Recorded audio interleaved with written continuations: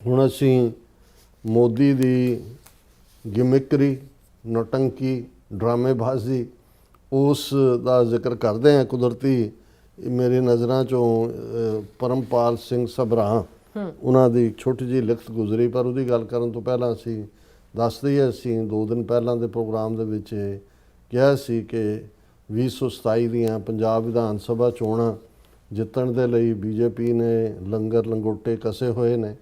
ਇੱਕ ਤੋਂ ਬਾਅਦ ਇੱਕ ਉਹ ਡਰਾਮਾ ਜਿਹਦੇ 'ਚ ਫਿਰਕੂ ਡਿਵੀਜ਼ਨ, ਜ਼ਾਤੀ ਆਧਾਰਿਤ ਡਿਵੀਜ਼ਨ ਔਰ SIR ਦੇ ਥੱਲੇ ਸਿੱਖ ਵੋਟਾਂ ਨੂੰ ਕੱਟਣਾ, ਸਿੱਖ ਵੋਟਾਂ ਦਾ ਨੂੰ ਮਾਈਨਸ ਕਰਨਾ ਵੋਟਰ ਲਿਸਟ 'ਚੋਂ, ਪ੍ਰਵਾਸੀਆਂ ਦੀਆਂ ਵੋਟਾਂ ਬਣਾਉਣੀਆਂ, ਇਹ ਸਾਰਾ ਪਾਰਟ ਤਾਂ ਚੱਲ ਹੀ ਰਿਹਾ। ਔਰ ਵਿਦਨ 4 ਮੰਥਸ ਨਰਿੰਦਰ ਮੋਦੀ ਦਾ ਦੌਰਾ ਪੰਜਾਬ 'ਚ, ਜਿਹੜਾ ਅਗੇਨ ਜਿਸ ਅੰਦਾਜ਼ ਦੇ ਵਿੱਚ ਇਹ ਸਾਰਾ ਲਿਖਿਆ ਗਿਆ ਸੀ, ਪਹਿਲਾ ਫੋਕਸ, ਕਿਉਂਕਿ ਜਿਵੇਂ ਪੰਜਾਬ ਦੇ ਵਿੱਚ 34-35% ਦਲਿਤ ਵੋਟ ਹੈ, ਜਿਨ੍ਹਾਂ ਦੇ ਵਿੱਚ ਦੁਆਬੇ ਦੇ ਵਿੱਚ ਖਾਸ ਤੌਰ 'ਤੇ ਕਾਫੀ ਜ਼ੋਰ ਹੈ।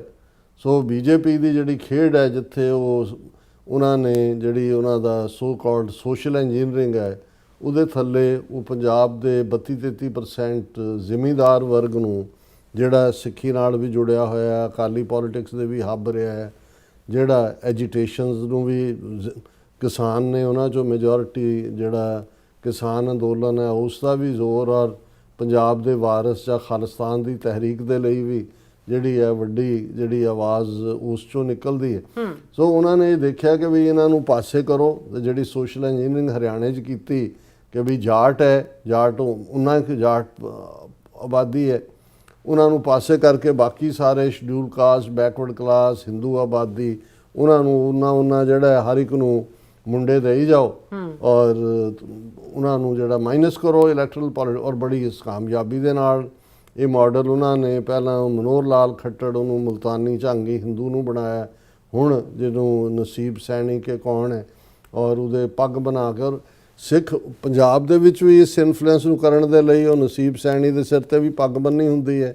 ਮੋਦੀ ਨੇ ਆਉਣ ਤੋਂ ਪਹਿਲਾਂ ਵੀ ਜਿਹੜਾ ਹੈ ਉਹ ਕੁਰੂਕਸ਼ੇਤਰ ਦੇ ਵਿੱਚ ਸਿੱਖ ਮਿਊਜ਼ੀਅਮ ਦਾ ਉਦਘਾਟਨ ਕੀਤਾ, ਇਹ ਦੱਸਣ ਦੇ ਲਈ ਕਿ ਦੇਖੋ ਬੀਜੇਪੀ ਕਿੰਨੀ ਸਿੱਖ ਫੇਵਰਿੰਗ ਹੈ।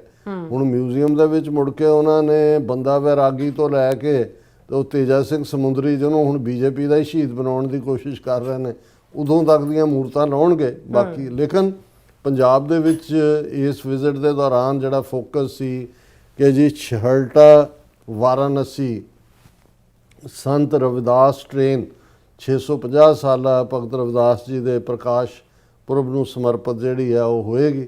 ਪਤਾ ਨਹੀਂ ਕਿੰਨੇ 40 ਕੇ 45 ਰੇਲਵੇ ਸਟੇਸ਼ਨ ਅਪਡੇਟ ਕੀਤੇ ਨੇ, ਜੋ ਡਰਾਮੇਬਾਜ਼ੀਆਂ ਉਦਘਾਟਨਾਂ ਦੇ ਨਾਂ ਥੱਲੇ ਹੁੰਦੀਆਂ ਨੇ, ਮੁੜ ਕੇ ਉਹ ਪੱਥਰ ਵੀ ਨਹੀਂ ਲੱਭਦੇ ਹੁੰਦੇ ਜਿਹੜਾ ਪੱਥਰ ਰੱਖ ਕੇ ਗਏ ਨੇ। ਲੇਕਿਨ ਇਸ ਸਾਰੇ ਦੇ ਵਿੱਚ ਜਿਹੜੀ ਮੇਨ ਸੀ ਕਿ ਚੋਣ ਰੈਲੀਆਂ, ਕਿਉਂਕਿ ਅਜੇ ਕੋਈ ਚੋਣ ਕੰਡਕਟ ਲਾਗੂ ਨਹੀਂ ਹੋਇਆ, ਇਸ ਲਈ ਜੋ ਮਰਜ਼ੀ ਦੇਈ ਜਾਓ, ਐਲਾਨੀ ਜਾਓ, ਕੋਈ ਫਰਕ ਨਹੀਂ ਪੈਂਦਾ ਜਦੋਂ ਇੱਕ ਵਾਰੀ ਇਲੈਕਸ਼ਨਸ ਡਿਕਲੇਅਰ ਹੋ ਜਾਂਦੀਆਂ ਨੇ। ਸੋ ਇਹ ਇੱਕ ਅਦਰਵਾਈਜ਼ ਗਿਮਿਕਰੀ ਸੀ, ਲੇਕਿਨ ਮਕਸਦ ਸੀ ਦਲਿਤ ਭਾਈਚਾਰੇ ਨੂੰ ਉਹ ਉਤਰੇ ਵੀ, ਔਰ ਉਹ ਜਿਹੜਾ ਰਾਪੁਰ ਬੱਲਾਂ ਦਾ ਸਾਧ ਹੈ ਇਹਨਾਂ ਦਾ, ਉਹਦਾ ਜਿਹੜਾ ਉਹਦੇ ਨਾਲ ਉਹ ਵੇਵ ਵੀ ਕਰ ਰਹੇ ਨੇ, ਔਰ ਦੂਜੇ ਨੇ ਦਲਿਤਾਂ ਨੂੰ ਦੱਸਣ ਦੇ ਲਈ ਕਿ ਭਾਈ ਅਸੀਂ ਜਿਹੜੇ ਹੈ ਉਹ ਤੁਹਾਡੇ ਵੱਡੇ ਹਿਤੈਸ਼ੀ ਹਾਂ। ਦੇਖੋ ਅਸੀਂ ਟ੍ਰੇਨ ਵੀ ਜਿਹੜੀ ਹੈ ਸਪੈਸ਼ਲ, ਕਿਉਂਕਿ ਵਾਰਾਣਸੀ ਜਿਹਦਾ ਪਹਿਲਾ ਨਾਮ ਬਨਾਰਸ ਹੈ, ਉੱਥੇ ਹੀ ਭਗਤ ਰਵਿਦਾਸ ਜੀ ਦਾ ਜਨਮ ਹੋਇਆ, ਔਰ ਉੱਥੇ ਉਹਨਾਂ ਦੇ ਦਿਨ ਦੀਆਂ ਸੈਲੀਬ੍ਰੇਸ਼ਨਸ ਹੋਣੀਆਂ ਨੇ, ਤੇ ਜੀ ਅਸੀਂ ਟ੍ਰੇਨ ਜਿਹੜੀ ਹੈ ਉਹ ਜਾਰੀ ਕਰ ਰਹੇ। ਔਰ ਇਸ ਸਾਰੇ ਦੇ ਵਿੱਚ ਮੋਦੀ ਜਿਹੜਾ ਹੈ ਉਹ ਹਰੀ ਪੱਗ ਬੰਨ੍ਹ ਕੇ ਆਇਆ। ਹੁਣ ਪੰਜਾਬ ਦੇ ਲਗਭਗ 28 ਤੋਂ 30 ਥਾਵਾਂ ਦੇ ਉੱਤੇ ਕਿਸਾਨੀ ਨੇ ਪ੍ਰੋਟੈਸਟ ਕੀਤੇ, ਜ਼ੋਰਦਾਰ ਪ੍ਰੋਟੈਸਟ ਸੀ। ਉਹਨਾਂ ਨੇ ਕਿਹਾ ਵੀ 3 ਸਾਲ ਹੋ ਗਏ ਤੋਂ ਜ਼ਿਆਦਾ ਹੋ ਗਏ ਜਦੋਂ ਕਿਸਾਨ ਮੋਰਚਾ ਖਤਮ ਹੋਇਆ, ਮੋਦੀ ਨੇ ਮਾਫੀ ਮੰਗ ਕੇ 3 ਖੇਤੀ ਕਾਨੂੰਨ ਲਏ। ਉਦੋਂ ਇਹ ਸੀ ਕਿ ਜੀ ਮਿਨੀਮਮ ਸਪੋਰਟ ਪ੍ਰਾਈਸ ਦੇ ਲਈ ਅਸੀਂ ਕਮੇਟੀ ਬਣਾਈ ਹੈ, ਉਹ ਫੈਸਲਾ ਕਰੇਗੀ। ਉਹ ਕਹਿੰਦੇ ਵੀ ਇੰਨਾ ਵਕਤ ਬੀਤ ਗਿਆ, ਕਿੱਥੇ ਹੈ ਕਮੇਟੀ ਦੀ ਰਿਪੋਰਟ। ਸੋ ਉਸ ਦੇ ਸਭ ਦੇ ਚੱਲਦਿਆਂ ਹੁਣ ਉਹਨਾਂ ਨੂੰ ਇਹ ਲੱਗਦਾ ਹੈ ਜਿਹੜਾ ਨੌਟੰਕੀ ਦੇ ਵਿੱਚ ਮੋਦੀ ਨੂੰ ਕੋਈ ਬੀਟ ਨਹੀਂ ਕਰ ਸਕਦਾ। ਹੁਣ ਨਿਊਜ਼ੀਲੈਂਡ ਗਿਆ, ਉੱਥੇ ਜਿਹੜਾ ਆਪਣੇ ਲੈਕਚਰ ਦੇ ਵਿੱਚ ਉਹਨੇ ਪਹਿਲਾਂ ਹੋਰ ਜਬਲੀਆਂ ਮਾਰੀਆਂ, ਫਿਰ ਇੱਕ ਮਫਲਰ ਲਾਇਆ। ਉਹਨੇ ਕਿਹਾ ਕਿ ਜੀ ਮੈਂ ਜਦੋਂ 20 ਸਾਲ ਪਹਿਲਾਂ ਮੈਂ ਆਇਆ ਸੀ ਨਿਊਜ਼ੀਲੈਂਡ ਕੇ 15 ਸਾਲ ਪਹਿਲੇ, ਤੇ ਮੈਨੂੰ ਜਾਣ ਲੱਗਿਆ ਇੱਕ ਗਿਫਟ ਇਹ ਦਿੱਤੀ ਸੀ, ਇੱਕ ਗਿਫਟ ਉਹ ਦਿੱਤੀ ਸੀ, ਇੱਕ ਮਫਲਰ ਦਿੱਤਾ ਸੀ ਮੈਨੂੰ, ਉਹ ਮੈਂ ਮਫਲਰ ਲੈ ਕੇ ਆਇਆ। ਹੁਣ ਵੀ ਜਿਵੇਂ ਉਹ 15 ਸਾਲਾਂ ਦਾ ਮਫਲਰ ਉੱਥੋਂ, ਜਦੋਂ ਤੁਸੀਂ ਝੂਠ ਹੀ ਬੋਲਣਾ ਹੈ, ਉਹ ਕਹਿੰਦਾ ਵੀ ਜਿੱਥੇ ਮਰਜ਼ੀ, ਕਹਿੰਦਾ ਉੱਥੇ ਮੈਲਬਰਨ ਆਇਆ ਤੇ ਉਹ ਕਹਿੰਦਾ ਵੀ ਮੈਲਬਰਨ ਦੇ ਨਾਲ ਵੀ ਮੇਰਾ ਬੜਾ ਪੁਰਾਣਾ ਸੰਬੰਧ ਹੈ। ਤੇ ਉਹ ਕਿਸੇ ਨੇ ਉਹਦੇ ਤੇ ਜੋਕ ਬਣਾਇਆ ਹੋਇਆ ਸੀ, ਉਹ ਕਹਿੰਦਾ ਵੀ ਉਹਨੂੰ ਪੁੱਛਿਆ ਵੀ ਕੀ ਸੰਬੰਧ ਹੈ, ਉਹ ਕਹਿੰਦੇ ਕਿ ਵੀ ਜਦੋਂ ਮੈਂ ਜੰਮਿਆ ਤੇ ਨਰਸ ਨੇ ਮੇਰੇ ਮਾਂ ਨੂੰ ਕਿਹਾ ਕਿ ਮੇਲ ਬੋਰਨ ਚਾਈਲਡ, ਮੇਲ ਬੋਰਨ, ਕਹਿੰਦਾ ਮੈਲਬਰਨ ਤਾਂ ਮੇਰੀ ਦਾਈ ਨੇ ਮੇਰੇ ਕੱਚ ਕਿਉਂ ਵੀ ਮੁੰਡਾ ਕਿ ਕੋਈ ਮੇਲ ਬੋਰਨ ਹੈ, ਉਹ ਕਹਿੰਦਾ ਮੇਰਾ ਸੰਬੰਧ ਮੈਲਬਰਨ ਨਾਲ ਉਦੋਂ ਤੋਂ ਹੀ ਹੈ, ਕਹਿੰਦਾ ਉਹ ਤਾਂ ਉਹਨੇ ਨਰਸ ਨੇ ਕਹਿੰਦਾ ਮੇਰੀ ਮਾਂ ਨੂੰ ਕਿਹਾ ਸੀ ਕਿ ਮੈਲਬਰਨ ਆ ਗਏ। ਸੋ ਉਸ ਦੇ ਇਸ ਕਿਸਮ ਦੀ ਨਟੰਕੀ ਹੁੰਦੀ ਆ, ਕੋਈ ਨਾ ਕੋਈ ਉਸ ਦਾ ਜਿਹੜਾ ਉਸ ਪਾਰਟ ਦਾ ਉਹ ਹੁੰਦਾ ਹੈ। ਲੇਕਿਨ ਇਸ ਸਾਰੇ ਦੇ ਚੱਲਦੇ ਆ ਜਿਸ ਅੰਦਾਜ਼ ਦੇ ਵਿੱਚ ਫਿਰ ਜਲੰਧਰ ਦੀ ਸਪੋਰਟਸ ਇੰਡਸਟਰੀ ਨੂੰ, ਜਿਹਨੂੰ ਕਹਿੰਦੇ ਨੇ ਸਭ ਨੂੰ ਮੁੰਡੇ ਦੇਣੇ ਕਿ ਇੱਥੇ ਖੇਲੋ, ਅਸੀਂ ਇੱਥੇ ਇਹ ਕਰ ਦਿਆਂਗੇ, ਉਹ ਕਰ ਦਿਆਂਗੇ। ਪੰਜਾਬ ਤਾਂ ਮੇਰੇ ਦਿਲ 'ਚ ਪੰਜਾਬੀ ਦਾ ਜੁਮਲਾ, ਉਸ ਦੀ ਜਿਹੜੀ ਡਰਾਮੇਬਾਜ਼ੀ ਸੀ ਉਸ ਦੇ ਵਿੱਚ ਉਸਨੇ ਜਿਹੜੀ ਗੱਲ ਸ਼ੁਰੂਆਤ ਉਹਨੇ ਕੀਤੀ ਜਦੋਂ ਕਿ ਉੱਥੇ ਆਪਣੀ ਰੈਲੀ ਦੇ ਵਿੱਚ ਆਇਆ, ਉਸਨੇ ਕਿਹਾ ਕਿ ਬਈ ਇਹ ਜਿਹੜਾ ਪਹਿਲਾਂ ਤਾਂ ਉਹਨੇ ਕਿਹਾ ਕਿ ਬਈ ਕਿਵੇਂ ਉਹ ਮੋਦੀ ਹਰਦਮ ਹਰ ਪਲ ਪੰਜਾਬ ਕੇ ਲੋਗੋਂ ਕੇ ਸਾਥ ਹੈ, ਇਹ ਉਹਨੇ ਹਰਦਮ ਹਰ ਪਲ ਇਹ ਕਨਕਲੂਜਨ 'ਚ ਕੀਤਾ। ਪਰ ਉਸਨੇ ਜਿਹੜਾ ਇਸ ਦੀ ਸ਼ੁਰੂਆਤ ਇਹ ਕੀਤੀ ਕਿ ਜੀ ਕਿਵੇਂ ਉਹ ਪੰਜਾਬੀਓ ਚੜ੍ਹਦੀ ਕਲਾ 'ਚੋਂ, ਟੁੱਟੀ ਫੁੱਟੀ ਪੰਜਾਬੀ। ਲੇਕਿਨ ਇਹ ਦੱਸਣ ਦੇ ਲਈ ਕਿ ਭਾਈ ਚੜ੍ਹਦੀ ਕਲਾ, ਉਹਦਾ ਓਪਨਿੰਗ ਰਿਮਾਰਕ ਸੀ, ਅੱਜ ਪੰਜਾਬ ਦੀ ਇਸ ਗੁਰੂਆਂ ਪੀਰਾਂ ਵਾਲੀ ਧਰਤੀ ਤੇ ਤੁਹਾਡੇ ਸਾਰਿਆਂ ਦੇ ਵਿੱਚ ਆ ਕੇ ਮੈਨੂੰ ਮਾਣ ਮਹਿਸੂਸ ਹੋ ਰਿਹਾ ਹੈ। ਪੰਜਾਬੀਓ ਕਿਵੇਂ ਹੋ ਚੜ੍ਹਦੀ ਕਲਾ ਵਿੱਚ ਹੋ। ਹੁਣ ਉਹਨਾਂ ਨੂੰ ਪਤਾ ਹੈ ਕਿ ਵੀ ਇਹ ਚੜ੍ਹਦੀ ਕਲਾ ਸ਼ਬਦ ਲਫ਼ਜ਼ ਸਿੱਖਾਂ ਨੂੰ ਬਹੁਤ ਪਿਆਰਾ ਹੈ ਕਿਉਂਕਿ ਸਿੱਖ ਇਸਤੇਮਾਲ ਕਰਦੇ ਨੇ। ਇਹ ਉਹਦਾ ਓਪਨਿੰਗ ਸੀ ਤੇ ਕਨਕਲੂਜਨ 'ਚ ਉਹਨੇ ਕਿਹਾ, ਜਦੋਂ ਉਹਨੇ ਕਨਕਲੂਡ ਕੀਤਾ, ਮੋਦੀ ਹਰਦਮ ਹਰ ਪਲ ਪੰਜਾਬ ਕੇ ਲੋਗੋਂ ਕੇ ਸਾਥ ਹੈ। ਹੁਣ ਇਹ ਨੌਟੰਕੀ ਆਪਣੀ ਥਾਂ, ਹੋਰ ਦੇਣਾ ਦਵਾਣਾ ਤਾਂ ਕੀ ਹੁੰਦਾ ਹੈ। ਲੇਕਿਨ ਉਸ ਨੇ ਪੂਰੀ ਡਰਾਮੇਬਾਜ਼ੀ, ਹੁਣ ਜਿਹੜੇ ਸਿੱਖਾਂ ਦੀ ਆਈਡੈਂਟੀਟੀ ਨੂੰ ਅੱਡ ਮੰਨਣ ਨੂੰ ਤਿਆਰ ਨਹੀਂ, ਉਹ ਹੁਣ ਪੰਜਾਬ ਦੇ ਵਿੱਚ ਲੁਕਦੇ ਕਿਹਦੇ ਪਿੱਛੇ ਨੇ? ਮਹਾਰਾਜਾ ਰਣਜੀਤ ਸਿੰਘ ਦੇ ਪਿੱਛੇ। ਉਹਨੂੰ ਜਿਹੜੀ ਉਹ ਕੇਵਲ ਢਿੱਲੋਂ ਬਣਾਇਆ ਪ੍ਰੈਜ਼ੀਡੈਂਟ, ਉਹਨੇ ਵੱਡੀ ਪੋਰਟਰੇਟ ਜਿਹੜੀ ਹੈ ਉਹ ਮੋਦੀ ਨੂੰ ਭੇਟ ਕੀਤੀ, ਜਿਹੜੀ ਹੈ ਮਹਾਰਾਜਾ ਰਣਜੀਤ ਸਿੰਘ ਦੀ। ਔਰ ਆਪਣੀ ਸਪੀਚ ਦੇ ਵਿੱਚ ਮੋਦੀ ਨੇ ਕਿਹਾ ਕਿ ਪੰਜਾਬ ਦੀ ਧਰਤੀ ਤੇ ਮਹਾਰਾਜਾ ਰਣਜੀਤ ਸਿੰਘ ਨੇ ਰਾਜ ਕੀਤਾ ਹੈ। ਜਿਹੜਾ ਮਹਾਰਾਜਾ ਰਣਜੀਤ ਸਿੰਘ ਦਾ ਰਾਜ ਸੀ ਉਸ ਦੇ ਵਿੱਚ ਖੁਸ਼ਹਾਲੀ ਸੀ, ਸੁਰੱਖਿਆ ਸੀ, ਸਦਭਾਵਨਾ ਸੀ, ਸਾਰੀਆਂ ਕਮਿਊਨਿਟੀਜ਼ ਦੇ ਵਿਚਾਲੇ। ਪਹਿਲਾਂ ਤੁਸੀਂ ਆਪਣੀ ਕਰਤੂਤ ਦੇਖੋ, ਤੁਸੀਂ 20 ਕਰੋੜ ਮੁਸਲਮਾਨਾਂ ਦੇ ਨਾਲ 22-23 ਕਰੋੜ ਜਿਹੜਾ 3-4 ਕਰੋੜ ਤੋਂ ਜ਼ਿਆਦਾ ਜਿਹੜੇ ਨੇ ਉਹ ਈਸਾਈਆਂ ਦੇ ਨਾਲ, ਦਲਿਤਾਂ ਦੇ ਨਾਲ, ਸਿੱਖਾਂ ਦੇ ਨਾਲ ਕੀ ਸਲੂਕ ਹੈ? ਤੁਹਾਨੂੰ ਸ਼ਰਮ ਨਹੀਂ ਆਉਂਦੀ? ਤੁਸੀਂ ਜੋ ਕੁਝ ਦਿੱਲੀ 'ਚ ਬੈਠੇ ਆ, ਜਿਸ ਕਿਸਮ ਦੀ ਨਫ਼ਰਤ, ਪੱਖਪਾਤੀ ਔਰ ਬਾਇਜ਼ ਰੂਲ ਤੁਸੀਂ ਕਰ ਰਹੇ ਹੋ, ਪੰਜਾਬ 'ਚ ਤੁਸੀਂ ਪ੍ਰੋਮਿਸ ਕਰ ਰਹੇ ਹੋ ਜੀ ਕਿ ਅਸੀਂ ਮਹਾਰਾਜਾ ਰਣਜੀਤ ਸਿੰਘ ਵਾਲਾ ਰਾਜ ਦੇਵਾਂਗੇ। ਉਹ ਕਹਿੰਦਾ, ਔਰ ਪੰਜਾਬ 'ਚ ਕਹਿ ਰਿਹਾ ਹਰ ਇੱਕ ਨੂੰ ਪਤਾ ਹੈ ਪੰਜਾਬ 'ਚ ਕੀ ਹੋ ਰਿਹਾ, law and order the situation ਡਿਟੀਰੀਓਰੇਟ ਹੈ, firing, extortion, gang war, drug smuggling ਹੋ ਰਹੀ ਹੈ, ਤੁਸੀਂ ਸਾਨੂੰ ਵੋਟਾਂ ਪਾਓ, ਅਸੀਂ ਤੁਹਾਨੂੰ ਜਿਹੜਾ ਮਹਾਰਾਜਾ ਰਣਜੀਤ ਸਿੰਘ ਦਾ ਰਾਜ ਦੇਵਾਂਗੇ। ਹੁਣ ਇਹ ਸਾਰੇ ਦੇ ਉੱਤੇ ਜਿਹੜੀ ਹੁਣ ਮੈਂ ਗੱਲ ਟਿੱਪਣੀ ਦੀ ਜਿਹੜੀ ਕੀਤੀ ਹੈ ਕਿ ਇੱਕ ਨੇ ਇਸ ਦੇ ਉੱਤੇ ਬੜਾ ਖੂਬਸੂਰਤ ਜਿਹੜਾ ਵਿਅੰਗ ਹੁੰਦਾ ਹੈ ਜਾਂ ਕਾਰਟੂਨ ਹੁੰਦਾ ਹੈ, ਉਹ ਸਭ ਤੋਂ ਇੰਟੈਲੀਜੈਂਟ ਲੋਕਾਂ ਦਾ ਜਿਹੜਾ ਵੱਡੀਆਂ ਕਿਤਾਬਾਂ ਲਿਖਦੇ ਨੇ ਉਹਦੇ ਨਾਲੋਂ ਵੀ ਕੁਝ ਲਾਈਨਾਂ ਦੇ ਵਿੱਚ ਉਹ ਕਿਹਾ ਜਾਂਦਾ। ਹੁਣ ਉਹਨੇ ਇਹ ਲਿਖਤ ਹੈ ਪਰਮਪਾਲ ਸਿੰਘ ਸਭਰਾਂ ਦੀ, ਉੱਤੇ ਉਹਨਾਂ ਨੇ ਹੈਡਲਾਈਨ ਦਿੱਤਾ ਪੰਜਾਬੀਓ ਕਿਵੇਂ ਹੋ, ਕਿਉਂਕਿ ਇਹ ਲਫ਼ਜ਼ ਉਹਨੇ ਮੋਦੀ ਨੇ ਵਰਤੇ।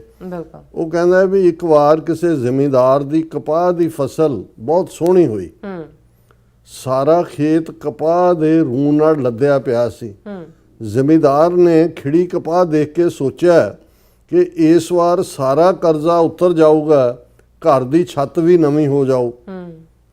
ਜ਼ਿਮੀਂਦਾਰ ਦੀ ਮਾਨਸਿਕ ਵਿਉਂਤਬੰਦੀ ਚੱਲ ਹੀ ਰਹੀ ਸੀ ਕਿ ਰਾਤ ਨੂੰ ਬਹੁਤ ਤੇਜ਼ ਮੀਂਹ ਹਨੇਰੀ ਝੱਖੜ ਆ ਗਿਆ।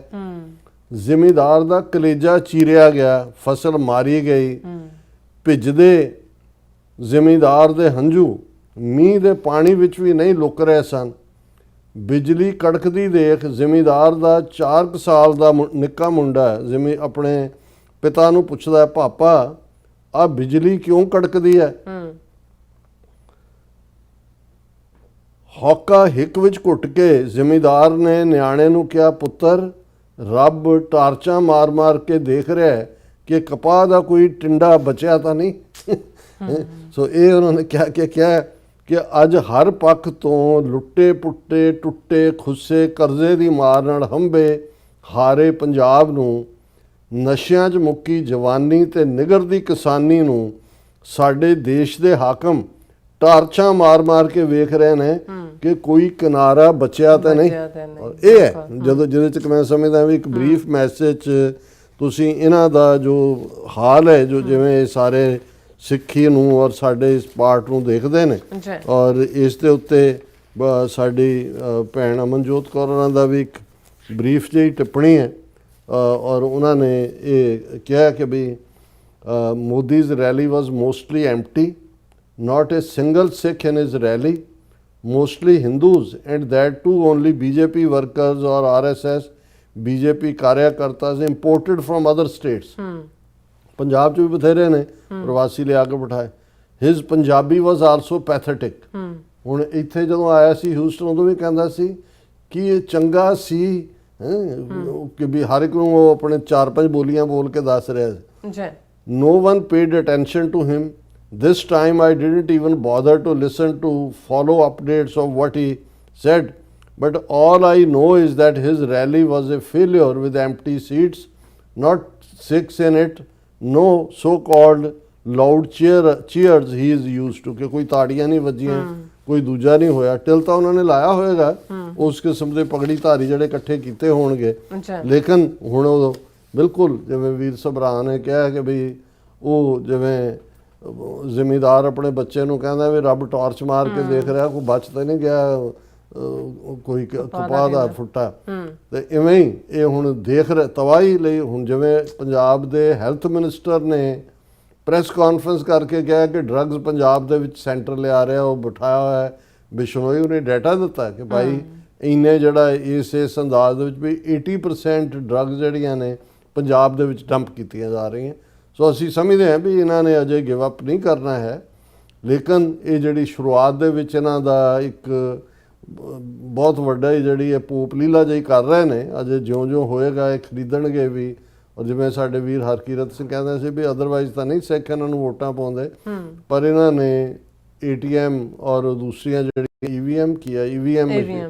EVM ਮਸ਼ੀਨਾਂ ਔਰ SIR ਦੇ ਥੱਲੇ ਕੱਟੀਆਂ ਵੋਟਾਂ ਔਰ ਦੂਜਿਆਂ ਦੇ ਨਾਲ ਜਿੱਤਣ ਦੀ ਕੋਸ਼ਿਸ਼ ਕਰਨਗੇ। ਪਰ ਅਸੀਂ ਸਮਝਦੇ ਹਾਂ ਵੀ ਇਹ ਹਾਲ ਦੀ ਘੜੀ ਪੰਜਾਬ ਦੇ ਲੋਕਾਂ ਨੇ, ਖਾਸ ਤੌਰ ਤੇ ਸਿੱਖ ਕੌਮ ਨੇ ਕਰਾਰੀ ਚਪੇੜ ਮਾਰੀ ਹੈ। ਬਿਲਕੁਲ ਰਾਜ ਸਾਹਿਬ, ਤੁਹਾਡਾ ਬਹੁਤ ਬਹੁਤ ਸ਼ੁਕਰੀਆ। ਸੋ ਉੱਥੇ ਲੈਣੇ ਬ੍ਰੇਕ ਤੇ ਜਾਣ ਤੋਂ ਪਹਿਲਾਂ ਅਸੀਂ ਦਰਸ਼ਕਾਂ ਤੇ ਸਰੋਤਿਆਂ ਨੂੰ ਅਪੀਲ ਤੇ ਬੇਨਤੀ ਕਰਦੀ ਹੈ ਵਿਊਅਰਸ, ਜਿਸ ਤਰ੍ਹਾਂ ਤੁਸੀਂ ਜਾਣਦੇ ਹੋ ਕਿ TV 84 ਇੱਕ ਪੰਥਕ ਚੈਨਲ ਹੈ। TV 84 ਦੀ ਚੜ੍ਹਦੀ ਕਲਾ ਲਈ ਵੱਧ ਤੋਂ ਵੱਧ ਡੋਨੇਟ ਕਰੋ। ਡੋਨੇਟ ਕਰਨ ਲਈ ਸਾਡੀ ਵੈਬਸਾਈਟ tv84.tv ਤੇ ਜਾ ਕੇ ਪੇਪਾਲ ਦੀ ਵਰਤੋਂ ਕਰਕੇ 1 ਟਾਈਮ ਡੋਨੇਟ ਕਰ ਸਕਦੇ ਹੋ, ਮੰਥਲੀ ਡੋਨੇਟ ਵੀ ਕਰ ਸਕਦੇ ਹੋ। ਤੁਸੀਂ TV 84 ਦੇ ਨਾਮ ਤੇ ਚੈੱਕ ਬਣਾ ਕੇ ਸਾਨੂੰ ਮੇਲ ਵੀ ਕਰ ਸਕਦੇ ਹੋ ਸਾਡੇ ਇਸ ਪਤੇ ਤੇ 36-01 37th Avenue, Long Island City, New York 11101 USA, ਜਾਂ ਫਿਰ ਤੁਸੀਂ ਸਾਨੂੰ ਫੋਨ ਰਾਹੀਂ ਵੀ ਸੰਪਰਕ ਕਰ ਸਕਦੇ ਹੋ 516661959484। ਤੁਸੀਂ ਸਾਨੂੰ ਈਮੇਲ ਵੀ ਕਰ ਸਕਦੇ ਹੋ info@tv84.tv ਤੇ। ਅਸੀਂ ਤੁਹਾਡੇ ਤਹਿ ਦਿਲ ਤੋਂ ਸ਼ੁਕਰਗੁਜ਼ਾਰ ਹੋਵਾਂਗੇ। ਸੋ ਲੈਣੇ ਬ੍ਰੇਕ ਵਿਊਅਰਸ, ਤੁਸੀਂ ਸਾਨੂੰ ਇਸੇ ਤਰ੍ਹਾਂ ਬਣੇ ਰਹਿਣਾ। ਮਿਲਦੇ ਆਫਟਰ ਦਿਸ ਸ਼ਾਰਟ ਬ੍ਰੇਕ।